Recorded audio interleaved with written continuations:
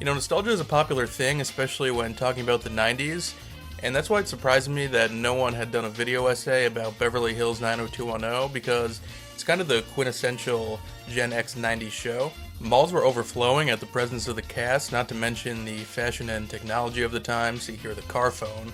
Despite this, it's a show that the younger generation is largely unaware of. Now, I watched all 10 seasons recently, despite being a 24-year-old infant who wasn't alive yet when it was airing.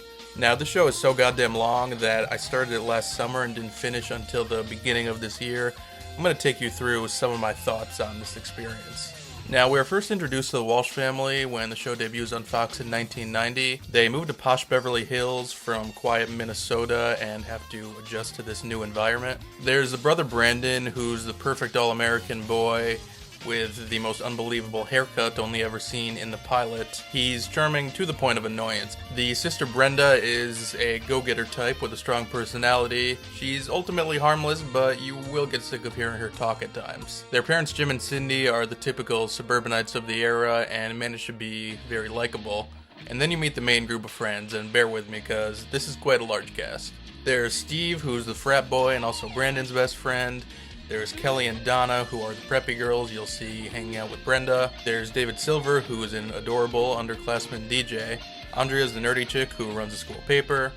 And you're also introduced to the James Dean bad boy Dylan McKay, and this essentially makes up the cast in the initial season and for the first few seasons. These characters are largely pretty stereotypical. They fit into easily identifiable boxes, though the show does a pretty good job of giving them depth over time.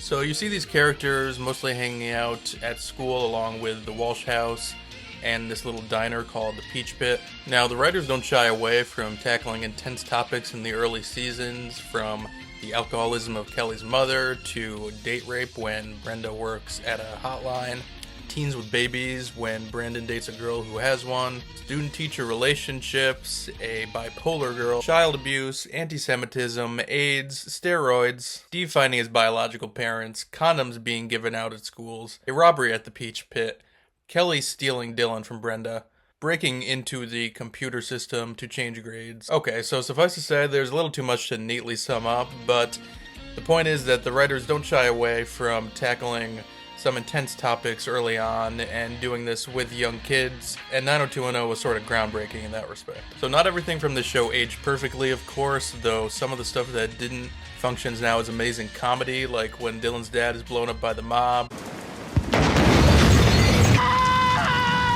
or when Scott shoots himself.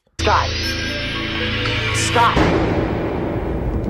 The show also manages to be pretty progressive in how it displays issues like gay adoption or race, although it obviously has some blind spots as well, like how Steve hooking up with a tranny is handled, or the fact that Dylan will sometimes turn into a ninja gangster of sorts and fight everyone in his path. I don't know if that seemed normal at the time, but I guess maybe it's enjoyable if you just suspend disbelief. There's also an episode where they seemingly blame Andrea, who is Jewish, for getting upset about anti-Semitism, which is definitely puzzling. As the show goes on, characters leave and are replaced like it's no big deal.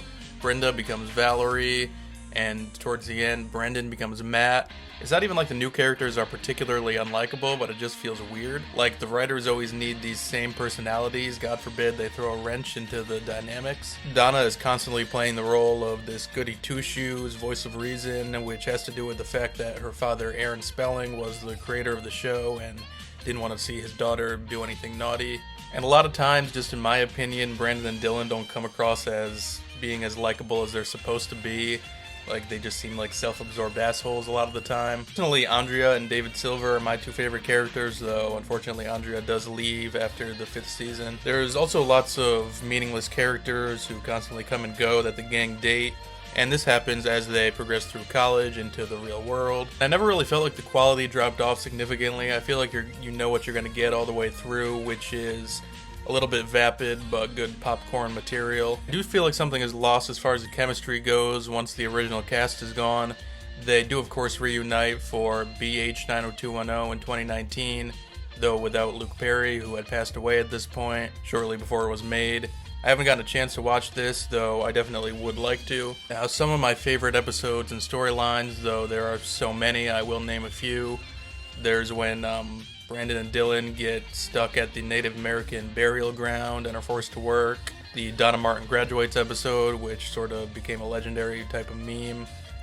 When Kelly joins a cult, when the Walshes are trying to break up Brenda and Dylan's relationship, when there's a house fire at Steve's party.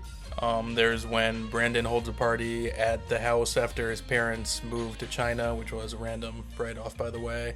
There's the episode where the radio station gets held up by Donna's stalker. I felt like both the high school and college graduation episodes were good ones. There's the whole Noah and Valerie trial. There's pretty much endless stuff. I've probably already forgotten a lot of it, which is just the nature of it when there's so many episodes. There was some minor behind-the-scenes drama, like when Jenny Garth and Tori Spelling were mean to Tori, who plays Valerie.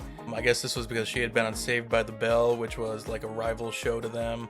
But it was relatively drama-free, and the cast is still close to this day, which I feel like is a pretty wholesome thing, because they did grow up together, sort of had like a college experience on the show. And I would recommend this show if you want something, like I said, that's an easy watch, though maybe a little bit airheaded at times. Anyways, I hope you enjoyed this little summary. I'm trying something new on the channel, just a little more serious maybe than my usual comedy content, but I could recap more old shows in the future as well. Chatroom Surfer logging out. There's Steve, who's the frat boy and also Brandon's breast